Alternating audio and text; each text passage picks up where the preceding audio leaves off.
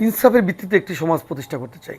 BNP যদি মানুষের ভোটের মাধ্যমে সরকার গঠন করতে পারে, তাহলে আমাদের নেতা জনাব তারেক রহমান বাংলাদেশকে একটি মানবিক রাষ্ট্র উপহার দিবেন।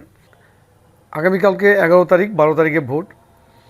ভোটারদের প্রতি আবেদন থাকবে যে আপনাদের এখানে ভয় পাওয়ার কোনো বিষয় নাই। দীর্ঘ প্রতীক্ষার পর আপনারা একটি ভালো পরিবেশ পাবেন, যেই পরিবেশে আপনারা নির্বিঘ্নে গিয়ে ভোট কেন্দ্রে ভোট দিতে পারবেন। আর ভোট আপনার একটি মূল্যবান অধিকার। এই অধিকারটা যদি আপনি প্রয়োগ না করেন, তাহলে এটা আবার মূল্যহীন হয়ে যাবে। অতএব প্রত্যেক ভোটার যাতে ভোট কেন্দ্রে যায় এবং তারা তাদের সুচিন্তিত মতামত ভোট ব্যালটের মাধ্যমে প্রদান করে, এই আমি আহ্বান জানাবো। এবং আশা করছি ইতিমধ্যে আমাদের নেতা বিএনপির চেয়ারম্যান জনাব তারেক রহমান রাষ্ট্র সংস্কারের 31 দফা জাতির সামনে উপস্থাপন করেছেন। একইভাবে নির্বাচনের মাত্র কয়েকদিন আগে তিনি বিএনপির ইশতেহার ঘোষণা করেছেন। সেখানে বাংলাদেশের প্রতিটি শ্রেণী পেশার মানুষের অধিকারের কথা কিন্তু সুন্দরভাবে উপস্থাপন করা হয়েছে। এই অধিকারগুলো যদি বাংলাদেশের মানুষ চায় এবং রাষ্ট্রের সেবা যদি জনগণের দোরগোড়ায় আমরা পৌঁছাতে পারি, এই সুযোগ যদি মানুষ আমাদেরকে দেয়, তাহলে আশা করি এদেশের নারী পুরুষ যত ভোটার রয়েছে তারা নির্বিঘ্নে দানিশ প্রতীককে ভোট দিয়ে জয়যুক্ত করবে। এবং বিএনপি যদি মানুষের ভোটের মাধ্যমে সরকার গঠন করতে পারে, তাহলে আমাদের নেতা জনাব তারেক রহমান বাংলাদেশকে একটি মানবিক রাষ্ট্র উপহার দিবেন। যে রাষ্ট্রে বিএনপির নেতাকর্মীরা যেমন নিরাপদ থাকবে, একইভাবে যারা বিএনপি করে না, অন্যান্য রাজনৈতিক দল করে, তারাও বিএনপি সরকারের কাছে সমানভাবে নিরাপদ থাকবে। এই অঞ্চলের বিভিন্ন জনপদে পথে প্রান্তরে হাঁটতে হাঁটতে আমি যা দেখলাম, এই অঞ্চলের মানুষের প্রান্তিক পর্যায়ে জীবনমান খুবই নিম্ন পর্যায়ের।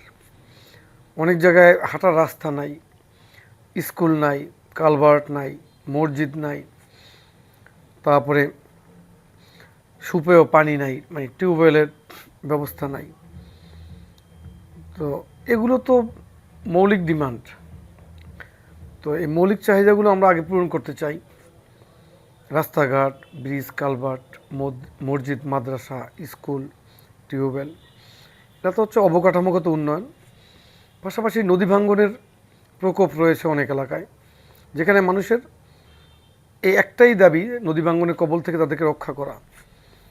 তো এরকম এলাকা যেগুলো, ওই এলাকায় আমরা নদী ভাঙ্গন রোধ করার জন্য টেকসই প্রকল্প হাতে নিতে চাই ভবিষ্যতে, যদি আল্লাহ রাব্বুল আলামিন আমাদের তৌফিক দান করেন, মানুষের ভোটে বিএনপি সরকার গঠন করতে পারে এবং আমি এই অঞ্চলের প্রতিনিধি হতে পারি। অনেক জায়গায় বেড়িবাঁধ নাই, বেড়িবাঁধটা ওই অঞ্চলে খুবই দরকার। এটা অগ্রাধিকার ভিত্তিতে আমরা করব ইনশাল্লাহ। এরপরে চপেশন, মনপুরা, এই অঞ্চলের মানুষের স্বাস্থ্যসেবা নিশ্চিত করার জন্য এখানে আমরা একটা মেডিকেল কলেজ করতে চাই।